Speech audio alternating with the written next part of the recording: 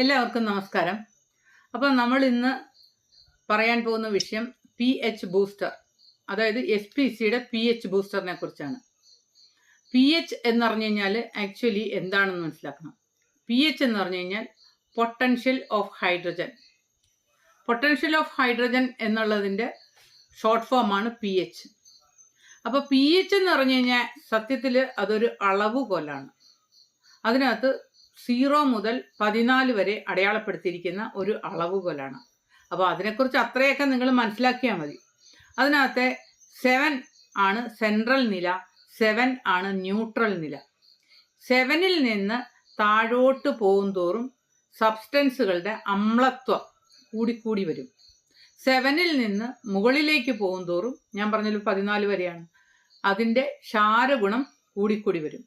അപ്പോൾ 7 എന്ന neutral വാല്യൂവിൽ pH balance ചെയ്യുക എന്നതാണ് കൃഷിയിലെ വിജയം. അതായത് ഈ 7ൽ നിലനിർത്താൻ വേണ്ടിയാണ് പണ്ട് മുതലേ നമ്മളുടെ മണ്ണിലെ ആളുകൾ കുമ്മായം ഉപയോഗിച്ചുകൊണ്ടിരുന്നത്, ഇല്ലേ? പരമ്പരാഗതമായിട്ട് നമുക്കെല്ലാവരും ഉപയോഗിച്ചുകൊണ്ടിരുന്നത് കുമ്മായമാണ്. എന്നാൽ നമ്മൾ യൂണിവേഴ്സിറ്റി തലത്തിൽ തന്നെ നമ്മൾക്ക് അത് പരീക്ഷിച്ച് വിജയിച്ചിട്ടാണ് നമ്മൾ പച്ച കക്ക പൊടിച്ചിട്ട് ഉള്ള കാൽസ്യം കാർബണേറ്റ് ഉപയോഗിച്ച് pH ബാലൻസ് ചെയ്തത് കൊണ്ടുള്ള ഗുണങ്ങളെക്കുറിച്ച് കൂടുതൽ മനസ്സിലാക്കുകയും അത് ആദ്യമായി തന്നെ SPC ആണ് ഇൻട്രൊഡ്യൂസ് ചെയ്തത്. അതായത് യൂണിവേഴ്സിറ്റിയിൽ നമുക്കറിയാം, ദയാൽ സാറിൻ്റെ ക്ലാസ്സിലാണ് അദ്ദേഹം പറഞ്ഞ് മനസ്സിലാക്കി കടലിനെ കരയിലേക്ക് കൊണ്ടുവരുന്ന ഒരു മെത്തേഡിനെ കുറിച്ച്. അതായത് നമുക്കറിയാം കടലിലാണ് നമുക്ക് ചെടികൾക്ക് വേണ്ട എല്ലാ സൂക്ഷ്മ മൂലകങ്ങളും ധാരാളമായിട്ടുണ്ട്, അതോടൊപ്പം തന്നെ മൂലകങ്ങളുമുണ്ട്. ഇതുകൊണ്ട് തന്നെയാണ് നമ്മൾ കടലിലെ സബ്സ്റ്റൻസുകൾ ഉപയോഗിച്ച് കൂടുതൽ കൃഷി ചെയ്യണമെന്ന് പറയുന്നത്. നമ്മൾ SPCക്കുള്ള സീവീഡ് ജെല്ല്, അതോടൊപ്പം തന്നെ നമ്മൾ ഉപയോഗിക്കുന്ന pH ബൂസ്റ്റർ, ഇത് പ്രധാനമായിട്ടും കടലിലെ മുരിങ്ങക്കക്കയാണ്.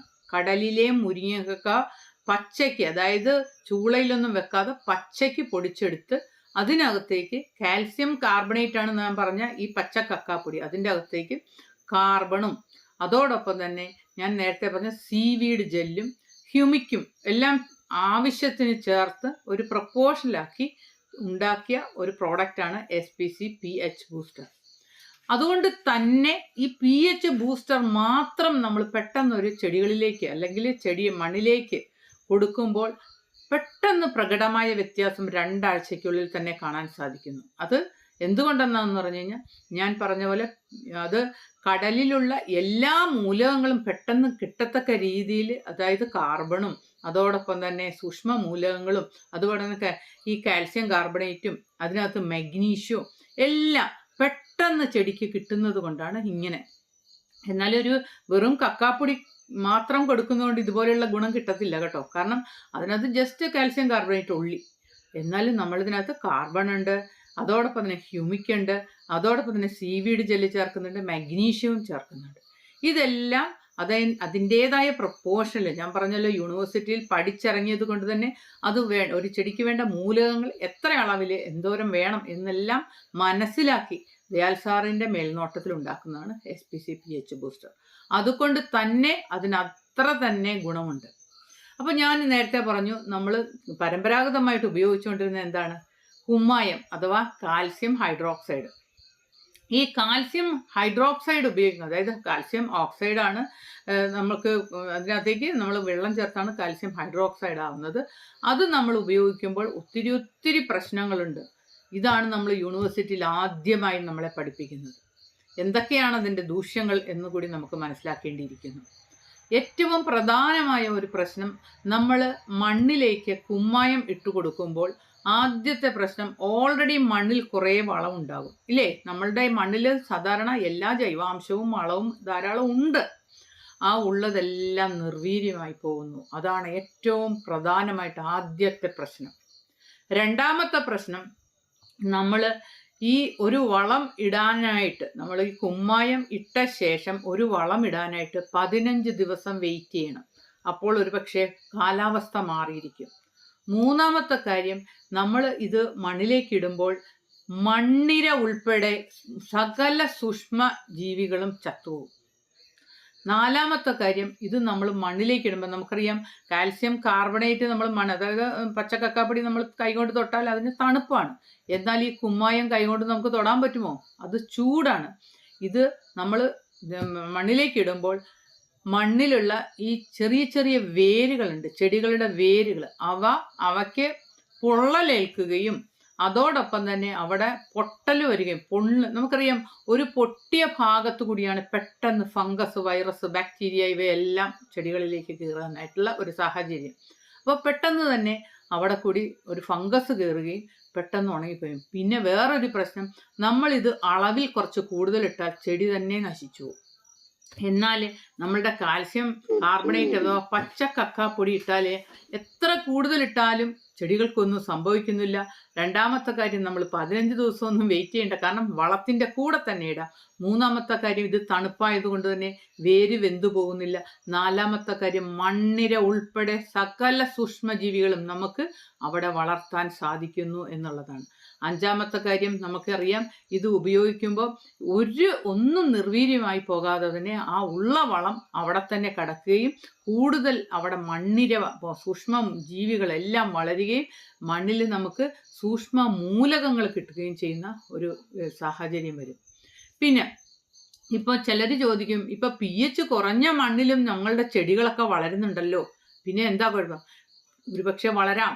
പക്ഷേ നമുക്കറിയാം pH കുറഞ്ഞ, അതായത് 7 എന്ന pH അല്ലാത്ത മണ്ണിൽ വളരുന്ന ചെടികളിൽ ഏറ്റവും പ്രശ്നം എന്താ പറഞ്ഞാൽ, ചെടികളിൽ ഒരു ഹെവി മെറ്റൽസ്, പല ഹെവി മെറ്റൽസ് ഉണ്ട്. ഏറ്റവും പ്രധാന അലുമിനിയം പോലത്തെ ഹെവി മെറ്റൽസിനെ ചെടി പെട്ടെന്ന് വലിച്ചെടുക്കും. അതായത് അസിഡിക് ആയിട്ടുള്ള ഒരു മണ്ണിൽ വളരുന്ന ചെടി അലുമിനിയം എന്ന ഒരു ഹെവി മെറ്റൽ പെട്ടെന്ന് വലിച്ചെടുക്കും. നമുക്കറിയാം അലുമിനിയം പല രീതിയിലുള്ള രോഗങ്ങൾക്ക്, വൃക്ക തകരാറുകൾ, ക്യാൻസർ പോലുള്ള പല രോഗങ്ങൾക്കും കാരണമാകുന്നുണ്ട്. ഇതൊരു ഹെവി മെറ്റൽ. അപ്പോൾ ഇത് ഒരു പ്രശ്നം. രണ്ടാമത്തെ പ്രശ്നം, pH കുറഞ്ഞ മണ്ണിൽ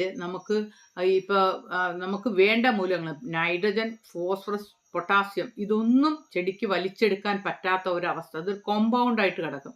ഏറ്റവും പ്രധാനമായിട്ട് ഫോസ്ഫറസ്. നമ്മുടെ മണ്ണിലൊക്കെ ധാരാളം ഫോസ്ഫറസ് ഉണ്ട് കേട്ടോ. പക്ഷേ pH കുറഞ്ഞ, അതായത് pH ഞാൻ നേരത്തെ പറഞ്ഞു 7 ആണ് ന്യൂട്രൽ നില, 7 ആണ് നമുക്ക് വേണ്ടത്. അപ്പം 7ൽ കുറഞ്ഞ, അതായത് അസിഡിക് ആയിട്ടുള്ള മണ്ണിൽ ഉണ്ടെങ്കിൽ ഫോസ്ഫറസിനെ ചെടിക്ക് എടുക്കാൻ സാധിക്കത്തില്ല. ഫോസ്ഫറസിന്റെ ഡെഫിഷ്യൻസി കൊണ്ട് പല പ്രശ്നങ്ങൾ വരുന്നുണ്ട്. അതായത് ഏറ്റവും പ്രശ്നം എന്ന് പറഞ്ഞു കഴിഞ്ഞാൽ തടി വെക്കാതെ ഇരിക്കുന്ന മുരടിച്ചിന്. അതുപോലെ തന്നെ വേരുകൾക്ക് പ്രശ്നമുണ്ട്. അതുപോലെ തന്നെ ഫോസ്ഫറസിന്റെ കൂടി ഉണ്ടെങ്കിൽ മാത്രമേ പൊട്ടാസ്യത്തിനെ എടുക്കാൻ സാധിക്കത്തുള്ളൂ. അങ്ങനെ പല പല പ്രശ്നങ്ങളുണ്ട്. അപ്പോൾ ഈ ഫോസ്ഫറസിനെ എടുക്കാനും നമുക്ക് pH ബാലൻസ് ചെയ്യേണ്ടിയിരിക്കുന്നു. പിന്നെ ഏറ്റവും പ്രധാനമായിട്ട് നമ്മൾ ഈ കുമ്മായം ഇട്ട കാൽസ്യം ഓക്സൈഡ് മണ്ണിലേക്ക് ഇട്ട് കൊടുത്താൽ ഏറ്റവും പ്രശ്നം എന്താണെന്ന് പറഞ്ഞാൽ പെട്ടെന്ന് pH ഇപ്പം 4.5. ശരിക്കും കേരളത്തിലെ മണ്ണ് എവിടെ നോക്കിയാലും നമ്മൾ നോക്കുമ്പോൾ 4.5 pH. ഈ 4.5 ഉള്ള pHലേക്ക് നമ്മൾ ഒരു കുമ്മായം ഇട്ട് കൊടുത്താൽ അത് പെട്ടെന്ന് കയറി 9-10 വരും. നമുക്ക് വേണ്ടത് 7 അപ്പോൾ 9-10 വരുന്നത് ചെടിക്ക് പെട്ടെന്നൊരു ഷോക്കാണ്. ചെടികൾക്ക് നല്ലതല്ല. മാത്രവുമല്ല അത് ഈ പെട്ടെന്ന് തന്നെ താന്ന് ഇപ്പം 4.5 നമ്മൾ തുടങ്ങിയത്.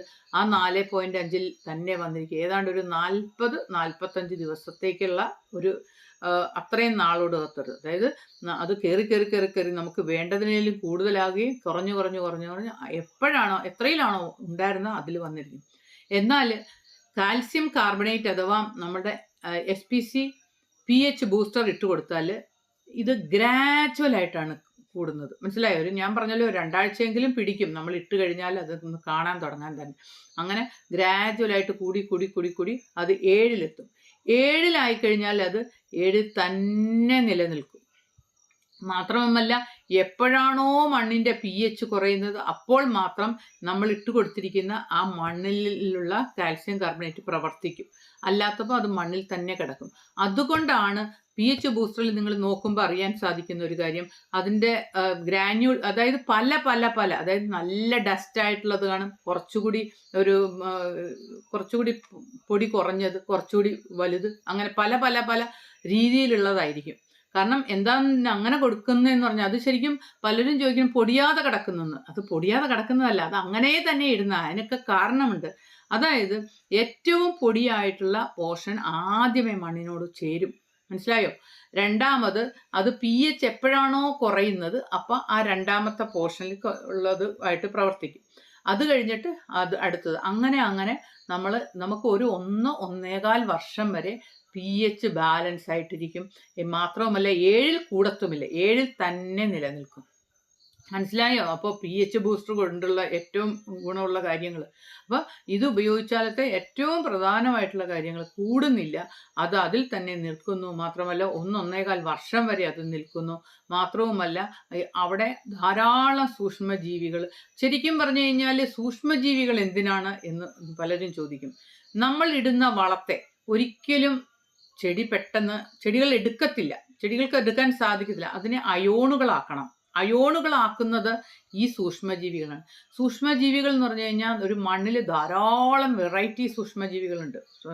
അതായത് നമുക്ക് 7ൽ വളരുന്നത് ഒരു പറ്റം സൂക്ഷ്മജീവികൾ, എന്നാൽ 6ൽ വളരുന്ന, PHന്റെ കാര്യമാണ് ഞാൻ പറയുന്നത്, PH 7ൽ വളരുന്നത് ഒരു പറ്റം സൂക്ഷ്മജീവികൾ. അവ എല്ലാം തന്നെ നമ്മളുടെ മണ്ണിന് ഉപകാരം ഉള്ളവയാണ്. മനസ്സിലായോ? 7ൽ വളരുന്ന എല്ലാ സൂക്ഷ്മജീവികളും നമ്മളുടെ മണ്ണിന് ഉപയോഗമുള്ളതാണ്. എന്നാൽ 6ൽ വളരുന്നത് വേറൊരു പറ്റം സൂക്ഷ്മജീവികളാണ്. അവ അത്ര തന്നെ ദ്രോഹം ഉണ്ടാക്കുകയില്ലെങ്കിലും നല്ലതല്ല.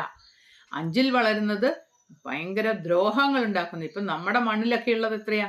4.5 ഈ 4.5 വളരുന്നത് മുഴുവൻ തന്നെ ചെടികളിൽ ഫംഗസ്, ബാക്ടീരിയ, വൈറസ് ഇവയെല്ലാമാണ്. ഇതുകൊണ്ടാണ് പലപ്പോഴും ചെടികളിലെല്ലാം എപ്പോഴും പ്രശ്നങ്ങൾ, അതായത് ഫംഗസ് വരുന്നുണ്ട്. ഫംഗസാണ് ഏറ്റവും കൂടുതൽ. ഫംഗസ് വരുമ്പോൾ നമ്മൾ എന്ത് ചെയ്യും? എന്തെങ്കിലും ഒരു ഫംഗിസൈഡ് ഉപയോഗിക്കുമ്പോൾ താൽക്കാലികമായ അത് മാറ്റം ഉണ്ടാകുമെങ്കിൽ പോലും അടിസ്ഥാനപരമായിട്ട് മണ്ണിൻ്റെ PH എത്രയായിരിക്കും? വളരെ 4.5 ഒക്കെ ആയത് കൊണ്ട് തന്നെ അത് അപ്പോൾ ഒന്നൊരു മാറിയെങ്കിൽ പോലും വീണ്ടും അത് പെട്ടെന്ന് അറ്റാക്ക് ചെയ്യും ഫംഗസ്. കാരണം അത് മണ്ണിൽ ഓൾറെഡി PH 4.5. അതുകൊണ്ടാണ് ഫംഗസ് ഉള്ളപ്പോൾ നമ്മളെപ്പോഴും പറയും PH നോക്കണം. ഫംഗസ് ഉള്ളപ്പോൾ PHുമായിട്ടുള്ള റിലേഷൻ അതാണ്. നമ്മൾ ഫംഗസ് വളരുന്ന PH 4.5. അപ്പം 4.5ൽ നിന്ന് നമ്മൾ 7 ആക്കണം.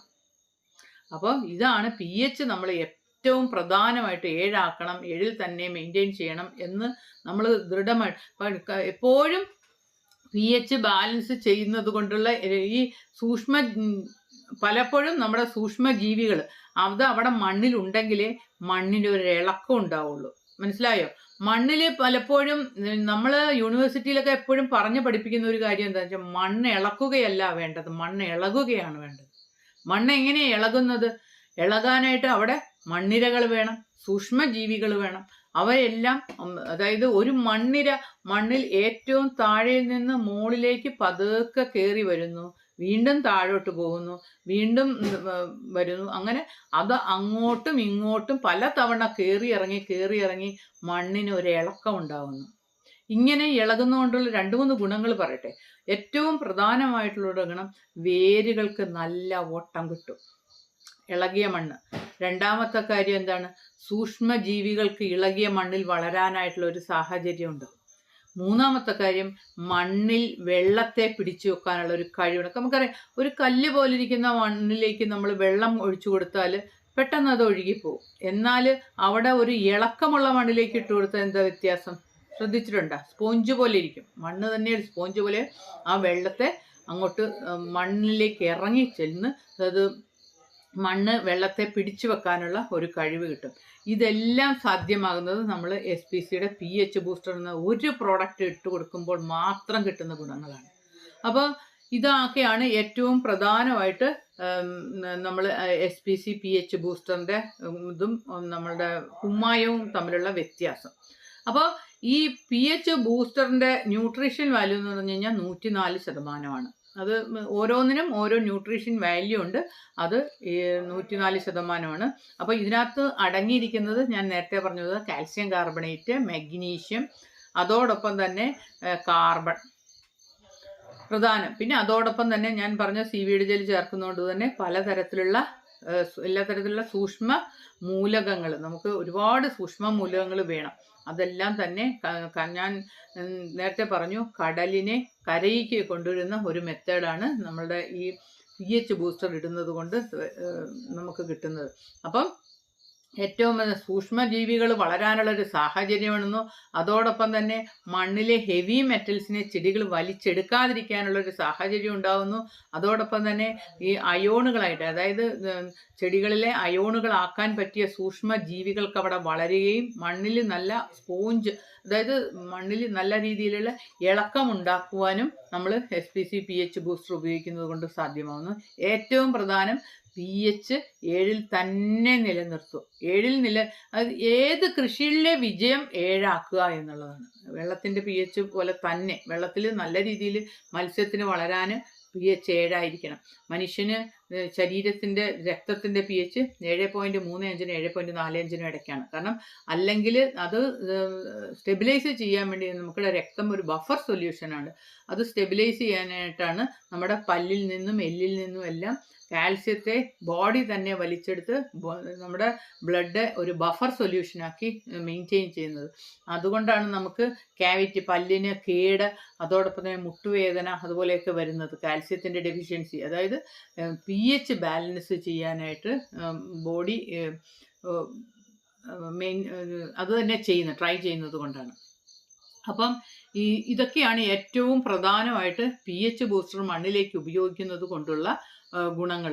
സൂക്ഷ്മജീവി, പിന്നെ നമുക്ക് ഓൾറെഡി കിടക്കുന്ന വളത്തെ നശിപ്പിക്കുന്നു എന്ന് ഞാൻ പറഞ്ഞു. കാരണം നമുക്കറിയാം ഏത് പ്രദേശത്തും ധാരാളം വളം ഉണ്ട്. ആ വളം മുഴുവനും ഈ pH അല്ലാത്ത നമ്മുടെ കുമ്മായി ഇടുമ്പോഴത്തേക്ക് അത് നശിച്ചു, അത് ശരിക്കും നിർവീര്യമാവുന്നു. അതുകൊണ്ടാണ് നിങ്ങൾക്ക് രാസകൃഷി ശരിക്കും പറഞ്ഞു കഴിഞ്ഞാൽ രാസവളം ഇടുന്നതിന് തുല്യം തന്നെയാണ് കുമ്മായം ഇടുന്നത്. നമ്മൾ പലരും വിചാരിച്ചിരിക്കുന്നത് ജൈവ കൃഷിയിൽ നമുക്ക് കുമ്മായം ഇട്ട് കഴിഞ്ഞാൽ അത് കുഴപ്പമില്ല, അത് നല്ലതാണ്. പക്ഷേ കുമ്മായം രാസകൃഷി ചെയ്യുന്ന പോലെ തന്നെയുള്ള ദൂഷ്യങ്ങൾ നമുക്ക് മണ്ണിനെ അതായത് ആരോഗ്യമുള്ള മണ്ണ്, അതിൽ ആരോഗ്യത്തോടെ വളരുന്ന സസ്യം, അതിലെ പോഷകമൂല്യമുള്ള ഭക്ഷണം, അതിലൂടെ മാത്രമേ മനുഷ്യൻ്റെ ആരോഗ്യം നിലനിർത്താൻ പറ്റുള്ളൂ. അപ്പം ഈ ആരോഗ്യമുള്ള മണ്ണ് എന്ന് പറഞ്ഞു കഴിഞ്ഞാൽ ജീവനുള്ള മണ്ണെന്ന് പറയും അല്ലേ, മണ്ണിൻ്റെ ജീവൻ. അതായത് നമുക്കറിയാം ഒരു ജൈവ കൃഷി എന്ന് പറഞ്ഞു കഴിഞ്ഞാൽ നമുക്ക് ചെടികൾക്ക് വേണ്ട എല്ലാ മൂലകങ്ങളും ജൈവ രീതിയിൽ കൊടുക്കുക എന്നാണ് അവിടെ ഉദ്ദേശിക്കുന്നത്. അല്ലാതെ കുറച്ച് പച്ചിലയോ ചാണകമോ ചാരമോ മാത്രം ഇട്ട് കൊടുക്കുന്ന കൃഷി അല്ല ജൈവ കൃഷി. അപ്പോൾ ഈ ജൈവ കൃഷിയുടെ അടിസ്ഥാനം ഏറ്റവും പ്രധാനമായിട്ട് ചെയ്യുന്നത് pH ബാലൻസ് ചെയ്യുക എന്നുള്ളതാണ്. അതിനാണ് നമ്മൾ ഏറ്റവും പ്രധാനമായിട്ട് നമ്മൾ സ്റ്റാർട്ട് ചെയ്യുന്നത് തന്നെ എന്ത് കൊടുത്തിട്ടാണ്? SPCയുടെ pH ബൂസ്റ്റർ എന്നുള്ള നമുക്ക് കാൽസ്യം കാർബണേറ്റ് അടങ്ങിയ കടലിലെ മുരിങ്ങക്കായ് ഉള്ള പ്രോഡക്റ്റ് കൊടുത്തു വേണം സ്റ്റാർട്ട് ചെയ്യാനായിട്ട്. അപ്പോൾ ഇതാണ് നമ്മുടെ pH ബൂസ്റ്ററിൻ്റെ പ്രോഡക്റ്റ് എന്തൊക്കെയാണ്, പ്രോഡക്റ്റ് ഇത് ഉപയോഗിച്ചാലുള്ള ഗുണങ്ങൾ ഇത്രയൊക്കെ. അപ്പോൾ ഇതുമായിട്ട് ബന്ധപ്പെട്ട എന്തെങ്കിലും സംശയങ്ങളൊക്കെ ഉണ്ടെങ്കിൽ ചോദിച്ചോളൂ. പിന്നെ ഇത് കൊടുക്കുക, പിന്നെ ഞാൻ നേരത്തെ പറഞ്ഞു ഇത് ഇപ്പോൾ കുമ്മായി ഇട്ട് കഴിഞ്ഞാൽ പെട്ടെന്ന് കയറും pH. പക്ഷേ നമ്മുടെ SPC pH ബൂസ്റ്റർ ഉപയോഗിച്ചാൽ ഗ്രാജുവലായിട്ടേ കൂടുള്ളൂ. രണ്ടാമത്തെ കാര്യം, മറ്റേത് ഉപയോഗിച്ചാൽ പെട്ടെന്ന് ഞാൻ പറഞ്ഞു 9-10ലേക്കും, പക്ഷേ ഇത് 7 തന്നെ നിലനിർത്താനായിട്ട് സാധിക്കുന്നു. അതാണ് ഏറ്റവും നമുക്ക് ഗുണം. പിന്നെ ഇതിനെ ഉപയോഗിക്കുമ്പോൾ നമ്മൾ 1 വർഷത്തിൽ ഒരിക്കൽ മാത്രം ഉപയോഗിച്ചാൽ മതി. പിന്നെ ഒരു സെൻറ്റിലേക്ക് നമ്മൾ ഏതാണ്ട് ഒരു 1 ഏക്കറിലേക്ക് നമ്മളൊരു 35 കിലോ ഇട്ട് കൊടുത്താൽ മതി. ഒരു സെൻറ്റിലേക്ക് ഒരു 3.5 കിലോ എന്ന് വെച്ചാൽ വിതറി ഇട്ട് കൊടുക്കുകയാണെങ്കിൽ ആ രീതി 3.5 തൊട്ട് 5 കിലോ വരെ. വളരെ കുറഞ്ഞിടത്തൊക്കെയാണെങ്കിൽ 5 കിലോ ആണ്. എന്നാൽ നമ്മളൊരു പ്ലാന്റിനെ നമ്മൾ നോക്കണം. ഇപ്പോൾ ഫോർ എക്സാമ്പിൾ ഒരു നല്ല വലിയ ഒരു തെങ്ങ്, അതല്ലെങ്കിൽ വലിയ ഒരു റംബൂട്ടാൻ, അതിനൊക്കെയാണെങ്കിൽ നമ്മളൊരു 3.5 കിലോ വെച്ച് കൊടുക്കണം. നമ്മളിപ്പം സെൻറ്റ് വൈസ് ചെയ്യുമ്പോഴത്തേക്കും നമ്മൾ 1 സെന്റിലേക്ക് 3.5 തൊട്ട് 5 കിലോ. ഇത്ര കൂടിയാലും നല്ലത് തന്നെയായിട്ടാണ്. എത്രത്തോളം കൂടിയാലും അത്രത്തോളം നല്ലത് തന്നെ. എങ്കിൽ പോലും നമ്മൾ ഒരു മെഷർമെന്റ് ആയിട്ട് വെക്കുന്ന ഇത്ര അടിസ്ഥാനമായിട്ട് കർഷകന്റെ കയ്യിലെ പൈസ. പിന്നെ മാത്രവുമല്ല, ഇത് നമ്മുടെ മണ്ണ് ഇതിങ്ങനെ 2-3 വർഷം pH ഇതൊക്കെ ബാലൻസ് ചെയ്ത് വരുമ്പോൾ ഒരു എക്കോ സിസ്റ്റം തന്നെ അവിടെ ഉണ്ടാവും. പിന്നെ നമ്മൾ ശരിക്കും വളരെ കുറച്ച് കൊണ്ടുവരാനായിട്ട് സാധിക്കും. ആദ്യത്തെ നമ്മൾ ഉപയോഗിക്കുമ്പോഴാണ് കുറച്ച് കൂടുതൽ ഉപയോഗിക്കേണ്ടിയിരിക്കുന്നത്. പിന്നെ നമുക്കത് കുറച്ച് കൊണ്ടുവരാനായിട്ട് സാധിക്കും. അപ്പോൾ ഇത്രയൊക്കെയാണ് നമ്മൾ പ്രധാനമായിട്ട് pH ബൂസ്റ്ററിനെ കുറിച്ച് പറയാനുള്ളത്. അപ്പോൾ അതോടൊപ്പം തന്നെ നമ്മളിപ്പോൾ കുമ്മായവും pH ബൂസ്റ്ററുമായിട്ടുള്ള വേറൊരു വ്യത്യാസം കൂടിയുണ്ട്. നമ്മൾ ഇപ്പം pH ബൂസ്റ്റർ ഒരു മണ്ണിലേക്ക് ഇട്ടാൽ ഒരിക്കലും ഒരു മഴ പെട്ടെന്ന് നല്ല വലിയ മഴ പെയ്ത് ഒഴുകിപ്പോകില്ല. അത് അവിടെ മണ്ണിൽ തന്നെ കിടക്കും. മനസ്സിലായോ? എന്നാൽ നമ്മളൊരു കുമ്മായമാണ് ഇടുന്നെങ്കിൽ അത് ആ വെള്ളത്തോട് കലങ്ങി ഒഴുകി അങ്ങ് പോകും. അതും ഇതും തമ്മിലുള്ള ഒരു വ്യത്യാസമാണ്. ഞാനിപ്പോൾ കൂടുതലും പറഞ്ഞത് കുമ്മായവും അതുപോലെ പച്ചക്കക്കായും തമ്മിലുള്ള വ്യത്യാസമാണ്. കാരണം ഇത് രണ്ടും ഉപയോഗിക്കുന്നത് എന്തിനു വേണ്ടിയാണ്? pH ബാലൻസ് ചെയ്യാനാണ്. പക്ഷേ പരമ്പരാഗതമായിട്ട്, അതായത് നമ്മൾ എല്ലാവരും ഉപയോഗിച്ചുകൊണ്ട് വരുന്നത് കുമ്മായമാണ്. അതുകൊണ്ട് കുമ്മായത്തെക്കുറിച്ച് എല്ലാവർക്കും നല്ല രീതിയിൽ അറിയാം. അതുകൊണ്ടാണ് ഞാൻ അതും ഇതുമായിട്ടുള്ള വ്യത്യാസത്തെക്കുറിച്ച് കൂടുതൽ പറഞ്ഞത്. നമ്മൾ ഈ pH ബൂസ്റ്റർ ഉപയോഗിക്കുമ്പോൾ അതിനൊപ്പം തന്നെ ബയോഗ്രീൻ കൂടെ ഉപയോഗിക്കണം. അതായത് pH ബൂസ്റ്റർ എന്ന് പറഞ്ഞാൽ ഞാൻ നേരത്തെ പറഞ്ഞു, അത് ഒരു സ്ലോ റിലീസിങ്, അതായത് പതുക്കെ മനസ്സിലായോ? ഇപ്പം നമ്മൾ സ്ഥായി വിളകളൊക്കെ ഉണ്ടല്ലോ, സ്ഥായി വിളകൾക്കൊക്കെ നമ്മൾ കൊടുക്കുമ്പോഴത്തേക്കും pH ബൂസ്റ്റർ പെട്ടെന്ന് അത് ഇങ്ങനെ പതുക്കെ ഗ്രാജുവലായിട്ട് എടുത്ത് 1 വർഷം വരെ അത്. എന്നാൽ നമ്മുടെ മഗ്നീഷ്യം അടങ്ങിയത്, ഇതിനകത്ത് മഗ്നീഷ്യം അധികം ഉണ്ടെന്ന് പറയാൻ പറ്റില്ല. പക്ഷെ പെട്ടെന്ന് ഡെഫിഷ്യൻസി കാണിക്കുന്ന കേസസ് ഉണ്ട് മഗ്നീഷ്യത്തിൻ്റെയൊക്കെ. അതും മാത്രമല്ല, നമുക്ക് സഡൻ റിലീസായി കിട്ടാനും നമ്മൾ കൊടുക്കുന്നത് ബയോഗ്രീൻ അഥവാ ഡോളോമൈറ്റ്. ഡോളോമൈറ്റിൽ നിന്നും ഞാൻ പറഞ്ഞ പോലെ 1 വർഷം വരെ ഒന്നും കിട്ടത്തില്ല, കുറച്ച് നാളത്തേക്കേ കിട്ടുള്ളൂ. പെട്ടെന്ന് തന്നെ pH കൂടുകയും ചെയ്യും, മഗ്നീഷ്യവും കിട്ടും. അതുപോലെ എനിക്കൊരു അനുഭവം ഉള്ളതേ, എന്റെ ഒരു കസ്റ്റമർ ആണ് ഇപ്പം. അവര് വേറെ ഏതൊരു സ്ഥലത്തുനിന്ന് പച്ചക്കപ്പൊടി എന്ന് പറഞ്ഞുകൊണ്ട് ഒരു 4-5 വർഷം ഒരു ജാതിയാ. അവർക്ക് അതിന് ഒരെണ്ണത്തിന് 5 കിലോ വെച്ച് അവര് കൊടുത്തേക്കുക. 5 കിലോ വെച്ച് കൊടുത്തിട്ടും വളമൊക്കെ കൊടുത്തിട്ടും കായ ഭയങ്കരമായിട്ട് പൊഴിച്ചിലുണ്ടായിരുന്നു. അപ്പൊ ഒരു ദിവസം നമ്മുടെ ഹോമിയോ മരുന്നിന് വേണ്ടി വിളിച്ചതാ. അപ്പൊ മണ്ണ് ടെസ്റ്റ് ചെയ്യാമെന്ന് ചോദിച്ചു. അപ്പൊ അവര് പറഞ്ഞു, ഞങ്ങളിങ്ങനെ കക്കപ്പൊടി ഇട്ടേക്കുന്നതാണ്, എന്നിട്ടും കായ ഭയങ്കരമായിട്ട് വീണ്ടും പൊഴിയാണ്, ഒരു വ്യത്യാസം വന്നിട്ടില്ല എന്ന് പറഞ്ഞു. അപ്പൊ pH ടെസ്റ്റ് ചെയ്ത് കഴിഞ്ഞപ്പോ ഇട്ടിട്ട് ഏകദേശം ഒരു 3-4 മാസമായിട്ടുണ്ടായിരുന്നു. അന്നേരം അവിടെ ഒരു 5.5-ൽ താഴെ pH ഉണ്ടായിരുന്നുള്ളൂ. അപ്പൊ ഞാൻ പറഞ്ഞു, സാറോടെ pH അവിടെ ശരിക്കും ഒത്തിരി കിടപ്പുണ്ട്, പുറമേ കൂടെ നമുക്ക് കാണാം, ഇങ്ങനെ വെള്ള കളറിൽ നിറയെ കിടക്കണുണ്ട്. 5 കിലോ ഒരു ജാതിക്ക് കൊടുത്തതാ. അപ്പൊ ഞാൻ പറഞ്ഞു, നമ്മുടെ ഒന്ന് ഉപയോഗിച്ച് നോക്കാൻ പറഞ്ഞ് അവർക്ക് കൊടുത്തിട്ട് ഞാൻ പറഞ്ഞു, അത് ഇത് ഇടാത്ത സ്ഥലത്ത് നമ്മുടെ ഇട്ട് നോക്കാൻ പറഞ്ഞു. അങ്ങനെ കൊടുത്തിട്ട് ഒരു 20 ദിവസം കഴിഞ്ഞ് ചെന്ന് ടെസ്റ്റ് ചെയ്ത് കാണിച്ചു. 6.5ക്ക് മുകളിൽ, ഇപ്പോഴും എന്റെ ഫോട്ടോ ഉണ്ട്, അതിന്റെ 6.5ക്ക് മുകളിൽ നമുക്ക് ഒരു 20 ദിവസമായി ഇപ്പം pH കിട്ടിയിട്ടുണ്ടായിരുന്നു. അങ്ങനെ ഇപ്പൊ ഒരു 4-5 സ്ഥലത്ത് നമുക്ക് അങ്ങനെ കിട്ടിയിട്ടുണ്ട്. മറ്റ് കമ്പനിയുടെ പേര് പറയുന്നില്ല, മറ്റ് കമ്പനിയുടെ ഉപയോഗിച്ചിട്ട് അതിന് റിസൾട്ട് കിട്ടാതെ വന്നിട്ട് നമ്മളെ വിളിച്ച.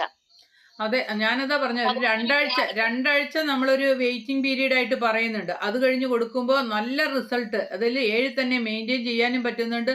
അതാണ് ഇപ്പം നമ്മളുടെ സാധനം അതുമായിട്ടുള്ള വ്യത്യാസം. അതാണ് പലരും ഒത്തിരി പേര് ഉപയോഗിച്ചിട്ട് തിരിച്ചു വരുന്നുണ്ടല്ലോ. വിലക്കുറവ് നോക്കി പോയി കഴിഞ്ഞാൽ ഇപ്പം ശരിക്കും പറഞ്ഞു കഴിഞ്ഞാൽ നമ്മുടെ ബയോഗ്രീൻ ഉപയോഗിക്കുന്നതും ശരിക്കും പുറത്തുനിന്നൊരു ഡോളമൈറ്റ് എന്നും പറഞ്ഞുകൊണ്ട് ഒരു പ്രോഡക്റ്റ് കിട്ടും. അതൊക്കെ ശരിക്കും പറഞ്ഞാൽ ഇൻഡസ്ട്രികളിൽ നിന്നുള്ള വേസ്റ്റാണ്. അതിനെ ഇൻഡസ്ട്രിക്കാർ ഇവർക്ക് കൊടുക്കും പൈസ, ഒന്ന് എങ്ങനെയെങ്കിലും ഇത് ഇവിടെ നിന്നൊന്ന് മാറ്റി തരാമോ എന്ന്.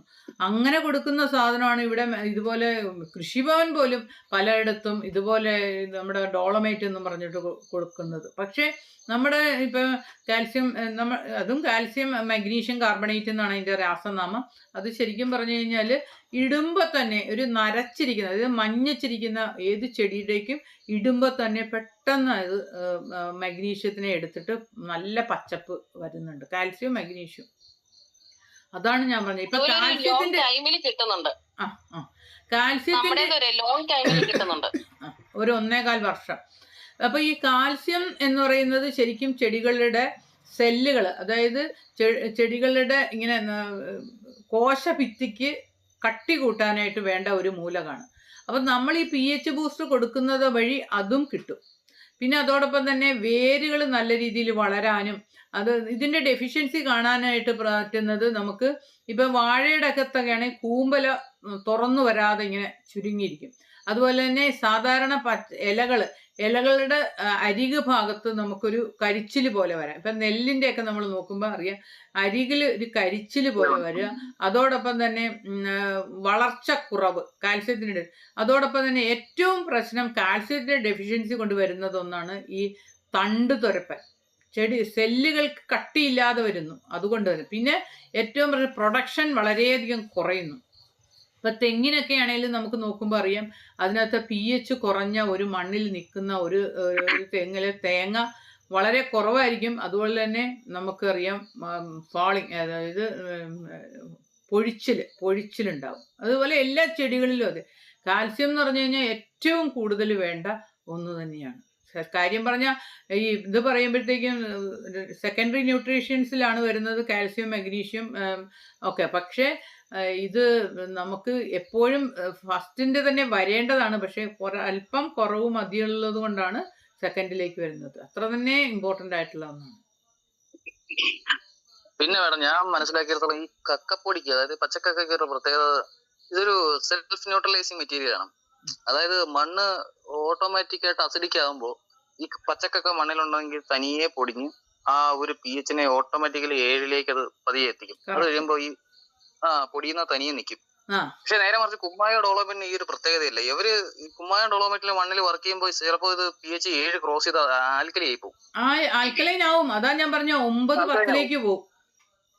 അതെ, ആൽക്കലൈൻ ആയി കഴിഞ്ഞ് കഴിഞ്ഞാൽ ഇത് ഈ ആസിഡിക് ആവുന്നതിനേക്കാളും വലിയ പാടോ. അതെ അതെ അതെ. പക്ഷെ ഈ കക്കപ്പൊടിക്ക് ഈ ഒരു പ്രശ്നമില്ല. ഇവൻ ഓട്ടോമാറ്റിക് ആയിട്ട് 7 തന്നെ നിൽക്കും. ഒരു 6.5 വരുമ്പോൾ ഓട്ടോമാറ്റിക്കലി ഇത് പൊടിഞ്ഞ് ഇത് വീണ്ടും 7ലേക്ക് വരും. അപ്പൊ ഇതിൽ എക്സ്ട്രാ കിടന്നു വെച്ചോണ്ട് അത് ഗുണം. നമുക്ക് ധൈര്യമായിട്ട് കുമ്മായോ അല്ലെങ്കിൽ പറഞ്ഞ ഡോളോമൈറ്റോ ഉപയോഗിക്കുന്നതിനേക്കാളും ധൈര്യമായിട്ട് എത്ര ഓവർ ക്വാണ്ടിറ്റിയിലാണ്, ഓവർ ക്വാണ്ടിറ്റി നല്ല അളവ് ഇത്തിരി കൂടി പോയാലും മാത്രവുമല്ല ഇതിന്റെ തടിയിലൊക്കെ മുട്ടിന്ന് ഓർത്തോ ഒരു കുഴപ്പമില്ല. പക്ഷെ കുമ്മായമാണ് ഇതിന്റെ തടിയിൽ വെച്ച് കഴിഞ്ഞാൽ അത് പൊള്ളലേക്കുകയും അവിടെ ഫംഗസ് വരികയും ചെയ്യും. അതുപോലെ മാഡം, ഞാനൊക്കെ ഈ കമുകുന്തോട്ടത്തിലൊക്കെ ഇത് ഉപയോഗിച്ചിട്ടുണ്ടായിരുന്നു. എനിക്ക് നല്ല റിസൾട്ട് കിട്ടിയിട്ടുണ്ട്. 2 വർഷമായ കമുകൊക്കെ കണ്ടാൽ ഒരു 4 വർഷത്തിന്റെ വളർച്ചയുണ്ട്. അത് ചൊട്ടയിട്ട് കഴിഞ്ഞിരിക്കുന്നു. അപ്പൊ ഞാനും ജിന്ന മാഡം ഒക്കെ അവിടെ പോയിരുന്നു. അത് നേരിട്ട് ഞങ്ങൾ കാണുകയും ചെയ്തു. ഒരുപാട് കർഷകര് അത് കാണാൻ വേണ്ടി വരികയും ചെയ്തിട്ടുണ്ടായിരുന്നു. നല്ല റിസൾട്ടാണ് നമുക്കൊക്കെ കിട്ടിക്കൊണ്ടിരിക്കുന്നത്. അതായത് ഞാൻ പറഞ്ഞല്ലോ, pH കുറഞ്ഞ മണ്ണിൽ നിന്ന് ഫോസ്ഫറസിന് പോലെയുള്ള ഒരു നമുക്ക് വേണ്ട പല മൂലകങ്ങളെയും ചെടിക്ക് എടുക്കാൻ പറ്റൂല. അതാണ് വേറൊരു വലിയ ഇഷ്യൂ. അതായത് ഏറ്റവും പ്രധാനം ഫോസ്ഫറസ് ആണ്. അതിനെ എടുക്കാനായിട്ട് പറ്റത്തില്ല ചെടിക്ക്. മഗ്നീഷ്യത്തിനെയും പറ്റത്തില്ല, ഫോസ്ഫറസിനെയും പറ്റത്തില്ല, അതോടൊപ്പം തന്നെ നൈട്രജനെയും ഒന്നും ചെടിക്ക് എടുക്കാൻ പറ്റാത്ത മണ്ണിലുണ്ടാവും. പക്ഷേ ഈ pH കുറഞ്ഞിരിക്കുന്ന ഒരു മണ്ണാണെങ്കിൽ അതിൽ നിന്ന് ആ ചെടിക്ക് എടുക്കാൻ പറ്റാത്ത ഒരവസ്ഥ വരും. പക്ഷെ പെട്ടെന്ന് നമ്മൾ ഇത് കൊടുക്കുമ്പോൾ അപ്പോൾ കാൽസ്യം മാത്രമല്ല കിട്ടുന്നത്, ഇതങ്ങോട്ട് കൊടുക്കുമ്പോൾ പെട്ടെന്ന് നമുക്ക് ആ ചെടി ആ മൂലകങ്ങളെ എല്ലാം വലിച്ചെടുക്കുവാനുള്ള ഒരു എഫിഷ്യൻസി കിട്ടുകയാണ് ചെയ്യുന്നത്. അപ്പോൾ അത് പെട്ടെന്ന് വലിച്ചെടുക്കുകയും അത് പെട്ടെന്ന് ചെടി അത് പ്രകടമാക്കുകയും ചെയ്യും. ഈ പൊതുവെ ഈ പിന്നെ അത്യാവശ്യം ഒരു സയന്റിഫിക് നോളജ് ഉള്ള കർഷകരെല്ലാവരും പറയുന്നത് വെച്ച് കഴിഞ്ഞാൽ ഈ കക്കപ്പൊടിയും കുമ്മായും തമ്മിലുള്ള പ്രധാന ഒരു വിലയിലുള്ള പ്രത്യേകത, ഇതിന്റെ ന്യൂട്രലൈസിങ് വാല്യൂ വലിയ ഡിഫറൻസ് ഉണ്ട്. അതായത് കുമ്മായത്തിന് 179, 179 ഉണ്ട്. കക്കപ്പൊടിക്ക് അതിന്റെ 100 ഉള്ളൂ. അപ്പം മറ്റേ 1 കിലോ ഉപയോഗിക്കുന്ന അതിന്റെ ന്യൂട്രീഷൻ വാല്യൂ നമ്മളുടെ 100. പക്ഷെ ഞാൻ പറഞ്ഞത് മനസ്സിലാക്കണം, ഇത് 45 ദിവസമേ നമുക്ക് ഇതുകൊണ്ടുള്ള ഗുണമുള്ളൂ എന്ന് മാത്രമല്ല, നമ്മൾ 7, 8, 9, 10 വരെയാ പോകുന്നത്. നമ്മൾ നോക്കുമ്പോ 10 വരെ ആകുന്നുണ്ട്. ഇതിപ്പോ അതല്ലല്ലോ. മണ്ണ് എങ്ങനെയൊക്കെ പരിശോധിച്ചാലും നമ്മളിപ്പോ ഒരു 50 സെന്റ് പുരയിടത്തിന്റെ 4 മൂലയ്ക്ക് മണ്ണെടുത്ത് അല്ലെങ്കിൽ സെന്ററിൽ നിന്നൊക്കെ എടുത്താൽ പോലും ഇപ്പൊ 4 മൂലയിലുള്ള മണ്ണിന്റെ pH 4 ഇതൊരു ആവറേജ് കിട്ടുള്ളൂ. നമ്മൾ ഒരേ ക്വാണ്ടിറ്റി ആയിരിക്കും കുമ്മായം കൊടുക്കുന്നത്. അപ്പൊ ഈ ഒരു പുരയിടത്തിന്റെ തന്നെ 4 മൂലയിൽ നിൽക്കുന്ന 4 ചെടിക്കും 4 സ്വഭാവമായിരിക്കും. ഒരേ സമയത്ത് നട്ടതാണെങ്കിൽ പോലും ഒരേപോലെ ആയിരിക്കും വളവും കൊടുക്കുന്നത്. പക്ഷെ ഇതാ പ്രശ്നം, ഈ പറഞ്ഞ pH ഇംബാലൻസ് തന്നെയാണ്. കുമ്മായം തന്നെ ഈ ഒരേ ക്വാണ്ടിറ്റിയിൽ 4 മൂലയിലും നിൽക്കുന്ന ചെടികൾ 4 രീതിയിലാണ് വർക്ക് ചെയ്യുന്നത്. പക്ഷെ ഈ കക്കപ്പൊടി അതായത് ഈ pH ബൂസ്റ്ററിന് ഈ ഒരു പ്രശ്നമില്ല. ഞാൻ ഇത് അനുഭവത്തിൽ മനസ്സിലായ ഒരു കാര്യം പറഞ്ഞത്. അതെ അതെ അതെ, ഒത്തിരി പേർക്ക് ഒരുപാട് അനുഭവങ്ങളുണ്ട് ശരിക്കും. ഇപ്പൊ തന്നെ പലരും, ഇപ്പൊ 5 പേര് 5 അനുഭവങ്ങൾ പറഞ്ഞു ഇതിന്റെ അനുഭവം. അതായത് പലരും, നമ്മൾക്ക് അനുഭവമുണ്ട്, നമ്മളുടെ കസ്റ്റമേഴ്സിന് അനുഭവമുണ്ട്. ഓരോരുത്തർക്കും ഇത് ഉപയോഗിച്ച, എൻ്റെ ഒരു കസ്റ്റമർ പറഞ്ഞ് ഇത് ഉപയോഗിക്കാൻ തുടങ്ങിയാൽ തന്നെ ഇലയ്ക്കൊക്കെ നല്ല പച്ചപ്പും നല്ല ഗ്രോത്തും ഉണ്ട്. അതിന്റെ അത് ഈ നൈട്രജൻ പൊളിച്ചെടുക്കുമ്പോൾ സ്വാഭാവികമായിട്ടും ഈ ചെടികളുടെ വെജിറ്റേറ്റീവ് ഗ്രോത്ത് കൂടും, ആ ക്ലോറോഫിലിന്റെ ഉത്പാദനം കൂടും. ചെടിയുടെ ഇല കാണുമ്പോൾ തന്നെ മനസ്സിലാവും വളരെ സോഫ്റ്റ് ആയിരിക്കും, നല്ല കടുത്ത പച്ച നിറമായിരിക്കും. അതെ മാഡം, നമ്മളിതിപ്പം ഇതിന്റെ ചുവട്ടിൽ നിന്ന് എന്തോരം അകത്തി ഇടണം, അങ്ങനെ ഉണ്ടോ? അതായത് ശരിക്കും പറഞ്ഞു കഴിഞ്ഞാൽ ഈ pH ബൂസ്റ്ററിനെ സംബന്ധിച്ചിടത്തോളം അതിപ്പോ ചോട്ടിലോ അതിന്റെ തണ്ടിലോ വീണാലൊന്നും ഒരു കുഴപ്പമില്ല, മനസ്സിലായോ? പിന്നെ ഇതെന്ന് പറഞ്ഞു കഴിഞ്ഞാൽ നമ്മളൊരു ചെടിക്ക് മണ്ണ്, ആ മണ്ണിനെയാണ് നമ്മൾ ബാലൻസ് ചെയ്യുന്നത്. ഇത് വളമായിട്ടല്ല, ശരിക്കും ആ മണ്ണിനെ നമ്മൾ ചെടിക്ക് വേരുകളിൽ കൂടി അയോണുകളാക്കിയ സൂക്ഷ്മ ജീവികൾക്ക് വളരാനുള്ള, അതുകൊണ്ട് ഇത് കൊടുക്കേണ്ടത് എപ്പോഴും വിതറി ഇട്ട് കൊടുക്കുക. ഒരിടത്തുകൊണ്ട് ആരോ കഴിഞ്ഞ ദിവസം എന്നോട് പറഞ്ഞു അവർ കുഴി ഒഴിച്ചിട്ട് അതിലേക്ക് അതിട്ട് മൂടി. തെറ്റാണത്, അതല്ല വേണ്ടത്. വിതറി ഇട്ട് കൊടുക്കണം. എത്രത്തോളം ഒരു ചെടിയെ ശരിക്കും പറഞ്ഞു കഴിഞ്ഞാൽ pH ബൂസ്റ്ററൊക്കെ ഇട്ട് കൊടുക്കണം. ഇപ്പൊ സെന്റ് കണക്കിനാണെങ്കിൽ സെന്റിലേക്ക് 3.5 കിലോ എന്നുള്ള ആ ഒരു റേഷ്യോയിൽ ചുമ്മാ വിതറി ഇട്ട് കൊടുത്താൽ അത്രയും ഭാഗത്തെ മണ്ണ് നല്ല ഫർട്ടൈലായി വരും ആക്ച്വലി. പിന്നെ അങ്ങനെ കൊടുക്കാനായിട്ട് നമ്മൾ പറ്റുന്നില്ല. നമ്മളിപ്പം ഫോർ എക്സാമ്പിൾ നമ്മൾ ഓരോന്നിന്റെ ചോട്ടിലാണ് ഇടുന്നത്. ഏറ്റവും നല്ലത് വിതറി, അതായത് ഇലച്ചാർത്ത് എത്ര ദൂരം ഉണ്ടോ, ചെടിയുടെ ഇലച്ചാർത്ത് എത്രയുണ്ടോ അവിടെയായിരിക്കും ഏറ്റവും നല്ല വളം എടുക്കുന്ന വേരുകളുള്ളത്. അപ്പൊ ആ ഇലച്ചാർത്തിന്റെ എത്രയോ ഭാഗത്തിനോട് അടുത്ത് നമ്മളിങ്ങനെ വിതറി ഇട്ട് കൊടുക്കുക. അതാണ് correct. Okay, thank you madam. അപ്പം വേറെ ഡൗട്ടോ കാര്യങ്ങളൊന്നും ഇല്ലല്ലോ, നമുക്ക് വൈൻഡപ്പ് ചെയ്തൂടെ? Okay, thank you. Okay madam, thank you so much. Thank you so much.